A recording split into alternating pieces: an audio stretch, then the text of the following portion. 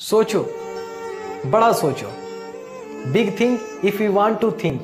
अगर सोचना ही है तो बड़ा सोचो। सोचो, बड़ा सोचो। Big think if you want to think. अगर सोचना ही है तो बड़ा सोचो। एक कहानी याद आ गई जो मैं सुनाना चाहता हूँ बहुत ही कम समय में। शायद आप लोगों ने सुनी होगी। तो हुआ कुछ ऐसा था कि एक नौजवान आदमी था और वो बेरोज़गार था और वो काम करने के लिए गांव से शहर के लिए जा रहा था। चूँकि वो बहुत ही गरीब था, इसी वजह से उसके घर सब्जियां कभी कभी बन जाती थी और कभी कभी नहीं बनती थी। तो उस दिन उसके घर सब्जियां नहीं बनी थी, तो वो अपने साथ खाने के लिए केवल रोटियां ही रखा था और वो ट्रेन से सफ़र कर रहा था। और जब वो आधा रास्ता उसने तय कर लिया तब उसे भूख लगी, और जब भूख लगी तो वो अपना रोटियां खाने लगा। यहाँ तक तो ठीक है, लेकिन जो उसका खाने का जो तरीका था वो बिल्कुल अलग था।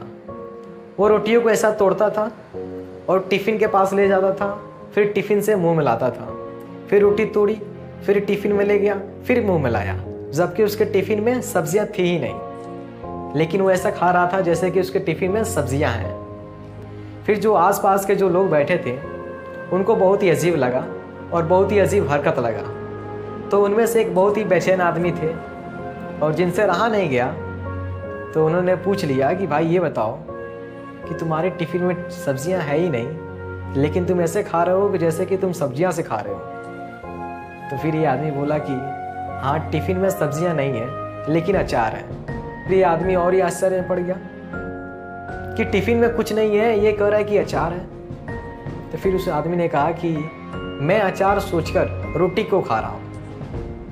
फिर ये आदमी हंसने लगा और हंसते हंसते पूछा कि जब तुम सूखी रोटी खाली टिफ़िन में ले जा रहे हो और अचार सोचकर खा रहे हो, तो तुम्हें क्या अचार का स्वादिष्ट आ रहा है? फिर ये आदमी कहा हाँ बिल्कुल आ रहा है। तो उसी ट्रेन में एक बहुत ही महान आदमी बैठे थे। फिर उनको ये बात सुनाई दी, तो फिर उन्होंने बोला कि ये बताओ कि जब तुम सोची कर खा रहे हो तो तुम अचार के बदले कुछ और क्यों नहीं सोच कर खा रहे हो?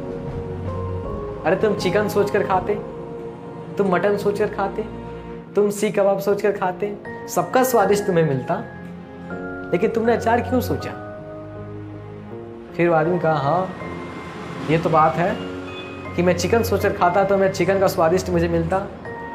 तो ऐसे ऐसे भी लोग होते हैं। तो मैं कहना यही चाहता हूँ कि जितना बड़ा आप सोचोगे उतना बड़ा आपको कुर्बानी देनी पड़ेगी, और जितना बड़ा आप कुर्बानी दोगे उतना बड़ा आपको कामयाबी मिलेगी।